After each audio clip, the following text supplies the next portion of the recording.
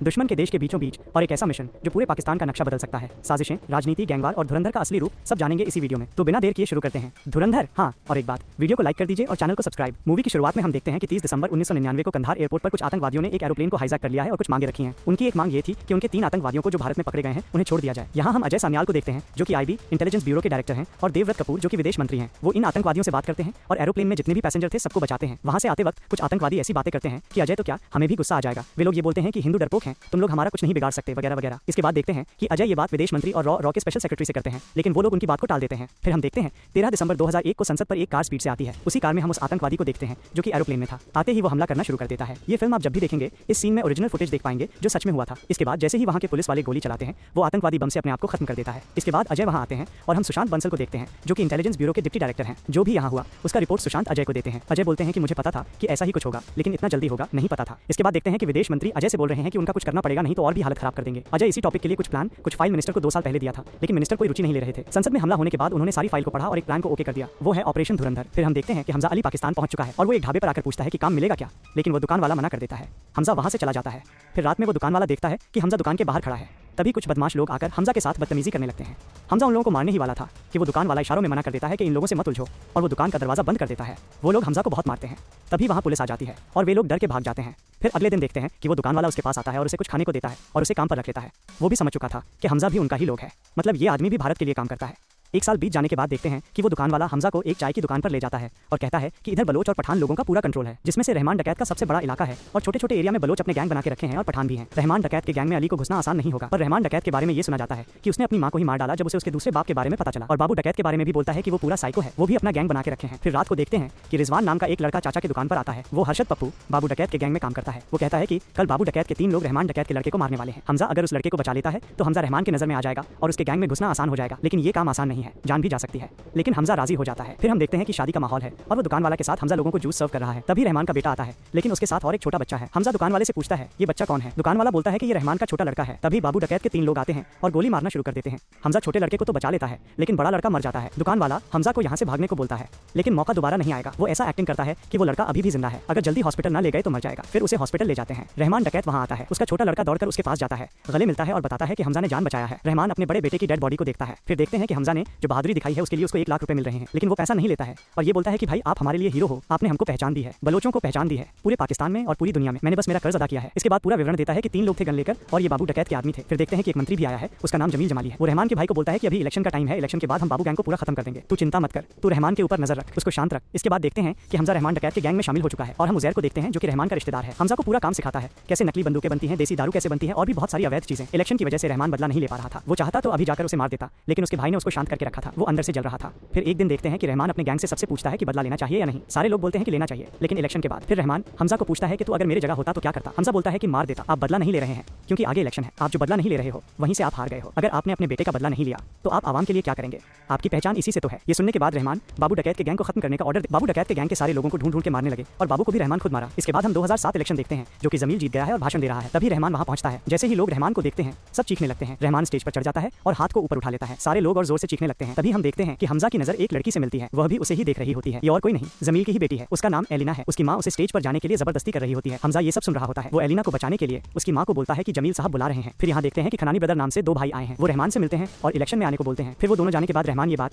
जमील को बोलता है। जमील डर रहा होता है कि ये अगर इलेक्शन में आएगा मैं कहाँ जाऊंगा। फिर रहमान उसे समझाता है कि अलग नाम अलग पहचान से पार्टी करूंगा, लेकिन तुम्हारी पार्टी का साथ नहीं छोड़ूंगा। इसके बाद जमील की पत्नी आती है और एलिना की बात बोलती है कि वो बदतमीजी कर रही है। जमील गुस्सा होकर जाता है और उसे डांटने लगता है और फोन की वजह से बिगड़ रही हो बोलकर फोन को फेंक देता है, जो कि हमजा उठा लेता है। अभी देखते हैं रात में हमजा, रहमान और उसका भाई बात कर रहे हैं कि धंधे कैसे बढ़ाएं। रहमान पूछता है कि खनानी ब्रदर कितना कमाता होगा। रहमान का भाई बहुत सारे धंधों के बारे में बताता है और उनमें से एक है कि नकली नोट छापकर भारत भेजते हैं। हमजा इसके बारे में विस्तार से पूछता है। रहमान का भाई सब बताता है कि वो कहां से मशीन लाते हैं, कैसे छापते हैं और कैसे भारत भेजते हैं। ये सब सुनकर हमजा कुछ सोचने लगता है। तभी रहमान हमजा को पूछता है कि क्या हुआ बोल। हमजा बोलता है कि हमको और भी आगे सोचना पड़ेगा और उन लोगों से मतलब खनानी ब्रदर से। ये सुनकर रहमान का भाई खुश हो जाता है और हमजा को कुछ पैसे और एक बाइक उपहार देता है। पहले मुझे कोई ये बताओ कि क्या पाकिस्तान में ऐसा बाइक मिलता है, कमेंट में बताना और चैनल को सब्सक्राइब कर देना। अभी देखते हैं कि वो उस बाइक को लेकर एक बार में जाता है। वो जैसे ही उस बार में एंटर करता है उसे अंदर नहीं जाने देते क्योंकि सिर्फ कपल को वहां अनुमति थी। तभी वो देखता है है कि एलिना भी यहीं है। वो वहाँ से बाहर जाता है और एलिना की गाड़ी को खराब कर देता है और किसी को फोन करके बोलता है कि बार पर छापा रेड लगवा दो। तभी पुलिस आती है और सारे लोग भागने लगते हैं। एलिना भी भागकर आती है और कार को स्टार्ट करती है, लेकिन स्टार्ट नहीं होती है। तभी हमजा वहाँ आकर एलिना को अपनी बाइक पर बिठाकर ले जाता है और पुलिस भी उन दोनों के पीछे पड़ जाती है। हमजा जैसे तैसे करके पुलिस से बच जाता है। फिर देखते हैं कि हमजा गाड़ी को जानबूझकर रोक देता है और बोलता है कि शायद पेट्रोल खत्म हो गई है। एलिना से बात करने के लिए वो ऐसा करता है। फिर दोनों चल के जाते हैं और बातें करते हैं। हमजा अपने बारे में बोलता है कि वो रहमान की गैंग में काम करता है। तो एलिना थोड़ी उदास हो जाती है, लेकिन वो जब बोलता है कि वो अपनी गरीबी के कारण ये काम कर रहा है, फिर एलिना को उसका फोन दे देता है। तो एलिना मुस्कुराती है, शायद एलिना को भी प्यार हो गया था। फिर हम देखते हैं कि रहमान खनानी ब्रदर से मिलने आया है। हमजा भी साथ है। यहाँ पर वो नकली नोट के कारखाने को देखता है जो कि नोटों से भरे पड़े हैं। यहाँ पर हम ISI चीफ मेजर इकबाल को देखते हैं। उसी के साथ बहुत सारे मोस्ट वांटेड लोग भी हैं जो कि अंतर्राष्ट्रीय स्तर पर पूरी तरह से प्रतिबंधित हैं। यहाँ रहमान को एक डील करते हैं कि उन्हें असली वाला गन और गोला बारूद बनाकर देना होगा। बदले में रहमान को बहुत सारा पैसा मिलेगा। इकबाल बोलते हैं, अगर तुम ये काम कर देते हो तो मैं ऊपर बात करूंगा तुम्हारे इलेक्शन के लिए। रहमान पूछता है कि सामान तो मिल जाएगा, लेकिन ये सामान कहाँ यूज होगा। वो बोलते हैं कि 3 अक्टूबर को भारत में चाहिए, बहुत बड़ा काम है। डील होने के बाद रहमान चला जाता है। उसके बाद खनानी ब्रदर में से एक, जिसका नाम जावेद है, वो जमील को रहमान का खबर दे देता है। जमील को लगा कि रहमान अगर इलेक्शन में आ गया तो वो जमील को पूछेगा भी नहीं। इसके बाद देखते हैं कि हमजा, रहमान और उसका भाई घर लौटे हैं। रहमान बहुत ज्यादा शराब पिया होता है और हमजा रहमान को बोलता है कि भाई आप गलत कर रहे हो, आप किनके साथ मिल रहे हो, उनके साथ जिसकी वजह से हमारे लोग मर रहे हैं, हमारी माँ बहनों की इज्जत लूट रहे हैं, हमारे लोगों को धोखा दे रहे हो। फिर रहमान बोलता है कि लोगों की वजह से मैंने अपना बेटा खोया है, क्या दिया है ये लोग। इसके बाद रहमान का भाई हमजा को वहां से भगा देता है और रहमान को अंदर ले जाता है। अगले दिन देखते हैं कि Rahman Baloch united force camp से सारे बंदूकें उठाता है। इसके बाद SP चौधरी को जमील के घर में देखते हैं। जमील ही उसे बुलाया था रहमान को मारने के लिए। 7 साल पहले जमील SP चौधरी को निलंबित किया था और आज उसे रिज्वाइनिंग का लेटर देकर रहमान और उसके गैंग को खत्म करने को बोलता है। SP चौधरी कुछ शर्तें रखता है कि अलग से एक टीम बनाएगा जिसमें उसका ही लोग होंगे, अलग सा ऑफिस होगा जो गोपनीय होगा और वो जो भी करे कोई भी कुछ नहीं बोलेगा, जमील भी नहीं। जमील के पास और कोई भी रास्ता नहीं है और मान जाता है। फिर यहाँ देखते हैं कि हमजा और एलिना के बीच दूरी मिट चुकी है और दोनों एक दूसरे से बहुत प्यार करते हैं। एक दिन हमजा एलिना को उसी दुकान पर ले आता है जहाँ वो पहले काम करता था। दुकान वाला दोनों को बैठने के लिए एक जगह पर पेपर बिछाता है। एलिना देखती है कि पेपर में SP चौधरी का फोटो है। एलिना हमजा को बताती है कि ये आदमी तो पापा से मिलने आता है। हमजा उस आदमी पर नजर रखने को बोलता है। फिर एक दिन देखते हैं कि रहमान के लोगों ने सारे बंदूकें इकबाल को देने के लिए निकले हैं और तभी रहमान के छोटे लड़के की तबीयत खराब हो जाती है। वो उसके भाई को सामान पहुंचाने को बोलकर हॉस्पिटल निकल जाता है, लेकिन रास्ते में SP चौधरी आ जाता है और रहमान को पकड़ लेता है। फिर यहाँ देखते हैं कि हमजा और रहमान का भाई सामान पहुंचाकर आ रहे थे। तभी रहमान का एक आदमी रहमान के भाई को कॉल करके बता देता है कि रहमान पकड़ा गया है SP चौधरी के हाथों। रहमान का भाई जमील को कॉल करके बता देता है और जमील बोलता है कि तू चिंता मत कर, मैं कुछ करता हूँ। हमजा को शक होता है कि कुछ तो गड़बड़ है और रहमान के भाई को बोलता है कि घर चलो। घर आते ही हमजा रहमान के नौकर को पीटने लगता है और पूछता है कि बच्चे के खाने में क्या मिलाया और रहमान को कहाँ ले गए। वो बोलता है कि जहर मिलाया है। तभी एलिना का कॉल आता है और हमजा को एक वीडियो भेजती है। वीडियो में ये था कि जमील, SP चौधरी और एक बंदा अरशद पप्पू था, वो लोग रहमान को मारने की बात कर रहे थे। हमजा वो वीडियो देखता है। एलिना को बोलता है कि तुम जल्दी से मेरे घर जाओ, अपना फोन स्विच ऑफ कर दो और सारे दरवाजे बंद कर दो। तभी रहमान का भाई नौकर को गोली मार देता है,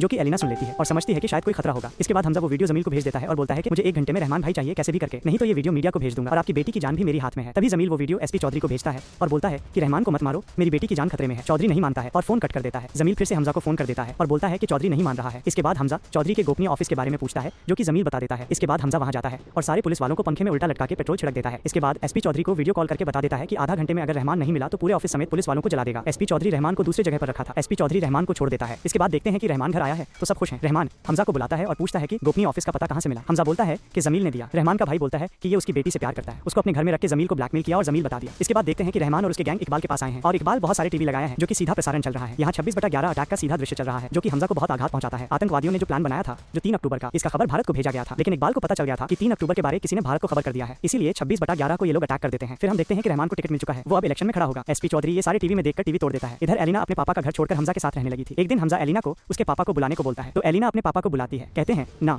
बुलाती है मगर जाने का नहीं, लेकिन बाप है, चला जाता है। हमजा जमील को बोलता है कि तुमने रहमान डकैत, इसके साथ बाबू डकैत और SP चौधरी को अपने साथ करने का कोशिश किया, लेकिन वो लोग तुम्हें ही धोखा दिया। पर तुमको कोई ऐसा आदमी अपने पास रखना चाहिए जो तुम्हारा खानदान का हो, तुम्हारे साथ हो और पूरे पाकिस्तान पर राज करे। जमील जो कि इशारा समझ जाता है क्योंकि हमजा अब उसका जमाई बनने वाला है और वो क्या कर सकता है अच्छे से जानता है। वो भी दोनों के रिश्ते को मान जाता है और दोनों की शादी कर दी। इस शादी में सारे लोग आए हैं। इसके साथ हम देखते हैं कि और एक प्लानिंग करते हैं कि अब पंजाब में कुछ बड़ा धमाका करेंगे। रहमान को बंदूक और गोला बारूद का ऑर्डर दे देते हैं। रहमान मान जाता है और उसके भाई को बोलता है कि 1 तारीख निकाल, पर उसका भाई पूरे नशे में था। डायरी निकालता है लेकिन डायरी नीचे गिर जाती है। हमजा डायरी उठाता है और 9 तारीख को हम लोग खाली हैं, 9 तारीख को हम लोग पूरा जो है डिलीवरी कर देंगे। फिर रात को देखते हैं कि हमजा डायरी में रहमान का नाम लिखता है, शायद ये रहमान को मारने वाला है। फिर 9 तारीख को देखते हैं कि रहमान एक काम के लिए आया हुआ है और तभी उसके भाई को कॉल आता है सामान उठाने के लिए। ये बात हमजा को बोलता है और चला जाता है। रहमान अपना काम खत्म करने के बाद एक ट्रैफिक एरिया में होता है। हमजा गाड़ी चला रहा था, उसके आगे बाइक पर और एक गैंग का आदमी होता है। हमजा चुपके से गाड़ी को जंगल की ओर मोड़ देता है। वो बाइक वाला देखता तो है लेकिन ट्रैफिक की वजह से अटक जाता है। कुछ दूर जाने के बाद रहमान की नींद टूटती है और वो पूछने लगता है कि कहां से जा रहा है। पहले वो बहाना बनाता है कि सामने ट्रैफिक था। उसके भाई के बारे में पूछता है तो माल उठाने गया है बोलता है। उस बाइक वाले के बारे में पूछता है तो बोलता है कि ट्रैफिक में फंस गया होगा। गाड़ी को रोकने के लिए बोलता है लेकिन नहीं रोकता है, बोलता है कि ये जगह ठीक नहीं है। रहमान को उसके ऊपर शक होने लगता है और उसके ऊपर हमला कर देता है और बाकी के लोग भी। गाड़ी के अंदर बहुत हाथापाई होता है और गाड़ी को एक पाइप पे टकरा देता है। हमजा बहुत ही घायल हो चुका था और रहमान बेहोश हो गया था। हमजा वहां से भाग जाता है। तभी हम देखते हैं कि ये तो पूरा प्लानिंग था। SP चौधरी, जमील और हमजा ने ये प्लानिंग किया था। तभी वो बाइक वाला वहां पहुंचता है और रहमान को उठाता है। रहमान उसे हमजा के पीछे भेज देता है। तभी SP चौधरी पूरे पुलिस फोर्स के साथ वहां आ जाता है और गोली मारना शुरू कर देता है। रहमान और उसके आदमी भी पलटवार कर रहे थे। रहमान उसके आदमी को संभाल लेने को बोलकर जंगल की ओर भागता है। SP चौधरी भी उसके पीछे जाता है। यहाँ देखते हैं कि वो बाइक वाला जो हमजा के पीछे भागा था वो हमजा के पीछे भागते भागते गोली चला रहा है, लेकिन कुछ देर बाद गोली खत्म हो जाती है और दोनों में हाथापाई हो जाती है, लेकिन हमजा कैसे भी करके उसे मार देता है। इधर पुलिस वाले भी रहमान के आदमी को मार चुके हैं। यहाँ देखते हैं कि SP चौधरी और रहमान के बंदूक में भी गोली नहीं है, इन दोनों में भी हाथापाई हाथापाई शुरू हो गई है, लेकिन रहमान के आगे एसपी चौधरी कुछ नहीं कर पा रहा था। चौधरी को मारने ही वाला था कि हमजा वहां पहुंच जाता है और रहमान को मारने लगता है। एसपी चौधरी रहमान के गले में गोली मार देता है। मर तो नहीं जाता, लेकिन कुछ करने की हालत में नहीं था। इसके बाद देखते हैं कि हमजा रहमान को हॉस्पिटल ले जाता है और उसके भाई को कॉल करके बोलता है कि एसपी चौधरी ने हमें अटैक किया और रहमान को गोली लगी है। उसका भाई हॉस्पिटल आता है और हमजा को गले लगा लेता है। फिर हमको अतीत का कुछ सीन दिखाया जाता है कि भारत में एक जगह पर हम एक कैदी को देखते हैं। ये और कोई नहीं, हमजा ही होता है। अजय का ही प्लान है ऑपरेशन धुरंधर, जो कि दुश्मनों के घर में घुसना और उसके साथ मिलकर उनके हर एक चीज को निष्क्रिय करना और हर एक बार अपने देश को बचाना। जिसको अपनी जिंदगी में कोई उम्मीद ना हो, जिसको फांसी की सजा होने वाली हो, उन जैसे लोगों को काम में लिया जाता है। उसमें से ही एक है जसप्रीत सिंह, जिसको हमने हमजा के रूप में देखा है धुरंधर मूवी में। अभी इसका पार्ट 2 आने वाला है, इसके लिए आपको इंतजार करना पड़ेगा। आपको कैसा लगा धुरंधर मूवी का एक्सप्लेनेशन कमेंट करके बताना। वीडियो को लाइक और चैनल को सब्सक्राइब कर देना। मिलते हैं नेक्स्ट वीडियो पर। Simple solutions for your multiple goals.